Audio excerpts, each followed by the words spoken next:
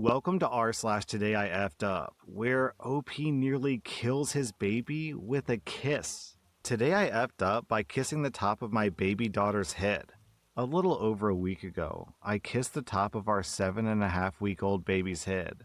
It was a single, light kiss, and she had a thick head of hair with no obvious scratches or other skin imperfections, but I had cold sores on my lips at the time. We've been really careful to avoid giving our children cold sores or otherwise pass along the herpes virus, HSV-1.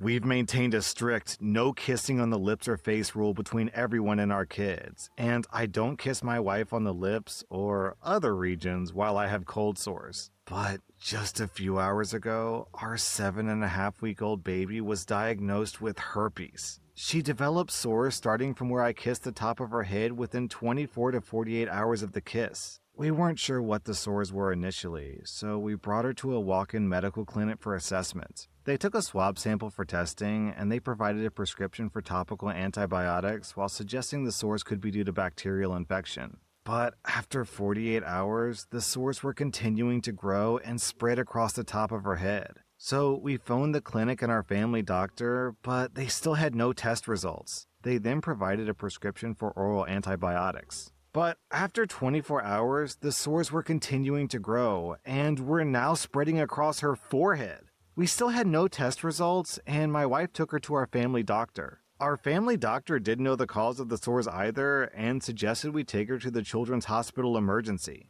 We took our baby to the children's emergency room that evening. They took a look at the sores and listened to our concerns. They also took a swab, blood, and urine samples to try to determine the cause of the sores, bacterial or viral, and to determine if the sores had spread to other organs or systems. They tried to take a sample near the spinal cord as well to check if it was in her central nervous system, but they were unable to collect what they needed due to her small size of just 10 pounds and her movement during their attempts. While waiting for the results from the hospital, we were informed that the test results from the walk-in clinic showed only a culture of normal skin bacteria. She was admitted to the hospital and started on IV antiviral and antibiotic medication. After spending 48 hours in the hospital, we were informed that she had contracted herpes, and that the sores may reoccur in the same region it started, the top of her head or around the mouth.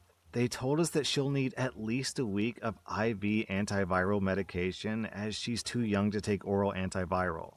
My mom was infected with HSV-1 when she was in grade 6, likely from her dad, and was hospitalized for a month. Apparently, they thought at the time that she would die from it due to the severity of her response. My older brother and I were infected with HSV-1 around the same age or younger from our mom, but we've only had reoccurring cold sores and no other major symptoms. Now, my little girl has herpes despite our best efforts, and it breaks my heart. We're concerned about it now being easier to spread to our kids, and the possibility of it spreading to my wife's breast, which would affect her ability to breastfeed. This is especially concerning if we have more children in the future. Also, I found cold sores to be a cause of physical, emotional, and social discomfort in my own life, so I'm very sorry to have passed it along to my daughter. According to the info I found online, herpes on an infant or child can have life-changing consequences aside from the sores, such as blindness and brain damage, and it can even be fatal. Apparently, the majority of the general population likely has herpes, but a lot of people are asymptomatic, meaning they've never had cold sores. So I'm sitting here in the hospital full of regret over a single kiss, and I'm hoping that she's able to make a full recovery. But in a way, I'm glad that she did develop visible sores and that I suggested along the way that the sores could be due to herpes because they were able to diagnose and treat the virus relatively early, which may have prevented it from spreading to other regions of the body. I don't want to cause unnecessary or excessive fear among others, but I want to share my experience and raise awareness of the risk. I wish I knew what I do now a couple of weeks ago. I would take that kiss back in a heartbeat. As a father, one of my biggest fears is that I'll do something accidentally to hurt my child, either temporarily or permanently, but it's the last thing in the world I want. So reading this OP and knowing that you gave your kid a permanent illness, oh man, that stings. Today I effed up by buying condoms while shopping with my girlfriend's dad. This happened a few years ago. It was with my then girlfriend, now wife. My girlfriend's dad had to go to a big supermarket and asked if anybody needed anything. I was staying with them for Christmas, and I'd forgot to get a last-minute extra thing for my girlfriend, so I tagged along. We split up in the store. I went and got a box of condoms and went to the cashier with no cue. I said to her very quietly, "Can you put these through discreetly, please?" My girlfriend's dad also then happened to join the queue behind me, just as the cashier said, rather loudly, "There's no need to be nervous! You should practice safe sex!" I looked around, and her dad heard everything. I said, "That's fine, but that man right there is my father-in-law." The cashier seemed pretty embarrassed. My father-in-law played it cool and seemed interested in the line of chewing gums at the kiosk. I will never forget that. Hey, look on the bright side, OP. At least it was just condoms and not butt lube 9000. Today I effed up by hanging an eye hook for sexy time above my bed.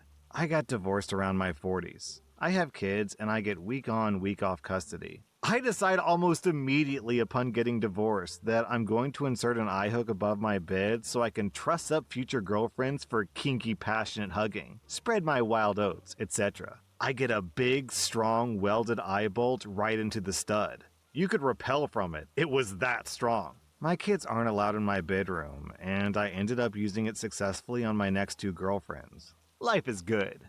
A year or so later, my 5-year-old kid gets sick on my watch. She's lying in my bed watching TV, which is my only one in the house, and she notices the hook. She asks me what it's for. I can't say that it's for plants because I don't own any, so I blurt out that it's for a sky chair. Oh, man. That's the worst possible thing to say to a kid. Her eyes get wide and she's super excited to sit and swing while sick in a sky chair while hanging a few inches above the bed. So, being a good dad, I get the hanging chair from outside, make some adjustments, and the kiddo is over the moon. She's so happy that every time she comes over, she wants to watch TV in the sky chair. I put a carabiner on it, and after a few years, she can hook it up herself. Fast forward to today, and the same kiddo just turned 18. We've moved across country to be with my current wife in a new house. I'm removing a weird built-in desk in the corner of our kitchen. The kids want a reading book, so I install a bench by the window, some shelves, and bam, we have a nook. Cool. While brainstorming with the family, my daughter says, "Oh, I know, you could hang an eye hook up there so that we could hang the sky chair in the nook. You know, the eye hook like you had right above your bed in the old house?" The new wife looks at me with a very concerned and confused face. I now have some explaining to do as I get the stud finder for the new hook. I gotta wonder what the wife is thinking. Is she thinking, "Oh my god, my new husband is a pervert who does kinky BDSM stuff with his exes"? Or is she thinking, "How in the hell does his daughter know about it?" Also, you just know that at some point in the future, maybe when she's in college, this 18-year-old girl is gonna be like, "Wait a second. That eye hook wasn't for a swing chair. Oh my god, I spent my childhood playing with my dad's sex toy." Today I effed up by consuming cauliflower bites and beer on a first date. Yesterday, I drove 6 hours to meet a guy I met online and I was pretty jazzed about. Yeah, OP, we know that you're pretty jazzed about him because you drove 6 hours to meet him. Girl must be thirsty. Okay. We went for a walk, went to our local brewery, sat outside, enjoyed some cauliflower bites and a couple of beers while watching the sunset. We really hit it off, in conversation and in sharing some physical intimacy. We took things back to his place, where things got hot and steamy in more ways than one. Fast forward to the middle of the night. And I kept waking myself up with my own butthole ripping it multiple times, waking us both up each time it happens. I was in a half-lucid state, so I'd rip one, apologize, then roll back over and repeat. I made no thought or effort to go to the bathroom and release some pressure. It was the kind of gas that you just can't hold in. I addressed it in the morning, and I stated how embarrassed I was. He said he said that he was kept up by my gas and that also I snored. We had a great breakfast, shared some smiles and laughs. Our date was wonderful, but my unconscious, unsexy conduct has been haunting me since. F my life. Okay, everyone, here's my impression of what it's like to sleep with OP.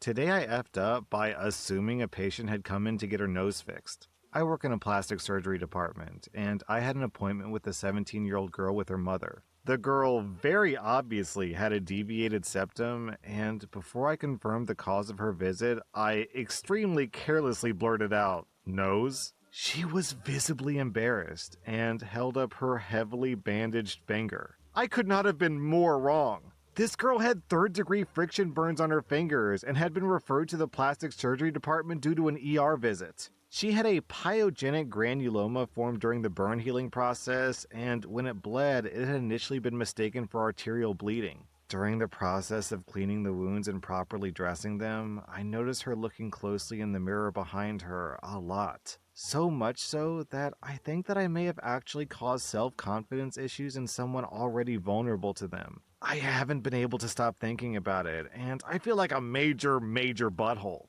OP clarifies, "Yes, I did apologize, and I explained how deviated septums can be medically significant. There will be a separate appointment for that."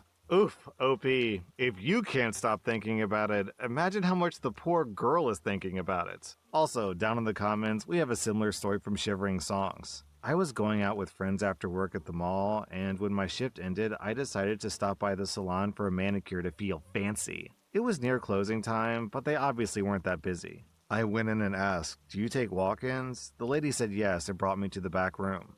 I was confused because I'd had my nails done there before and they did it at the bench, not in a private room. The lady said, "You're here for your eyebrows, right?" Mortified, I said, "Yes," and experienced my first brow wax. I figured that if they looked that bad, I needed them done more than my nails. I hate to tell you that minor moment was 10 years ago, and I still think about it. I do find it funny now, but I worry about that poor 17-year-old girl from your story, OP. I remember one time when I was in, I think, first grade, some other kid said that my... Some other kid said that my ears looked like open car doors, and that one still sticks with me.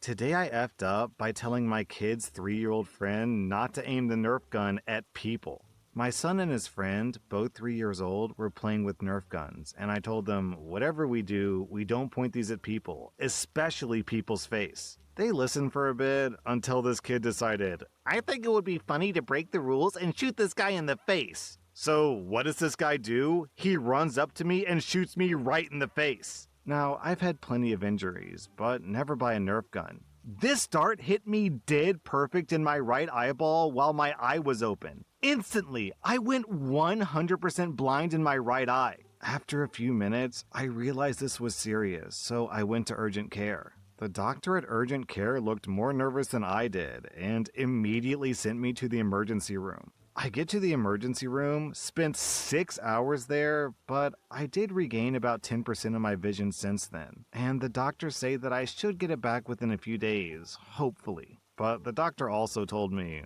"This is why you don't let kids play with Nerf guns." Touché, I guess. Wish me luck on my road to recovery. Down in the comments, we have this story from Milo Head. I work in a daycare and I live in the same neighborhood as a lot of my students. A few years ago, somebody had the bright idea to give the neighborhood kids a bunch of Nerf guns at a street party. Over a dozen kids, aged 2 to 14, running around the street with Nerf guns while their parents sat back and drank. A recipe for disaster. I wasn't going to get involved. None of these kids belong to me, and I'm not on the clock. Until one of my students shot me point blank in the face. Luckily, he didn't hit anything important. I told him not to point the gun at my face or anybody's face. When he didn't listen and he lined up for another shot, I took the gun and returned it to its owner. Then I gave his mother the heads up and left her to deal with the tantrum. She got the kid another gun, and he immediately shot his baby cousin in the face, giving her a bloody nose and a black eye. 2 days later, the mother tried to put in a complaint with my boss. Apparently, I was abusing my authority and power over her child and undermining her as a parent. My boss asked her why she let her 3-year-old have a gun and why she gave him another one when he proved that he couldn't listen and play with him safely. They switched over to another childcare center and still avoid me in the streets. Today I effed up by being with a guy way too long without asking him his name. I'm a 26-year-old woman, and I met this really good-looking guy who's 28 at an event 3 months ago. We really liked each other for the rest of the night. We talked about the books we like, we talked about our families, etc. There was a lot of connection. We ended the night with a kiss goodbye, and we got each other's socials. We told each other our names at first, but I have a huge problem with names because of my job. I meet 200 to 300 students every year, and I think my mind has reached full capacity. I figured I could just see his name on his socials, but he has a nickname on his Instagram and just an emoji on his WhatsApp, so I couldn't learn there. A few nights later, we went out for drinks, and I felt so embarrassed to ask him his name since we'd already kissed by then. We kept seeing each other until now, and it's been 3 months almost. We also slept together, and I think I'm starting to catch feelings also. I just don't know his name, and now it's been embarrassingly long to ask him. OP, this is cute and funny, but come on, girl, have some creativity. Just say, hey, can I see your driver's license? I'm curious what your photo looks like. That was r/Today I Effed Up, and if you like this content, check out my Patreon where I publish extra episodes. Also, hit that subscribe button because I put out new Reddit videos every single day.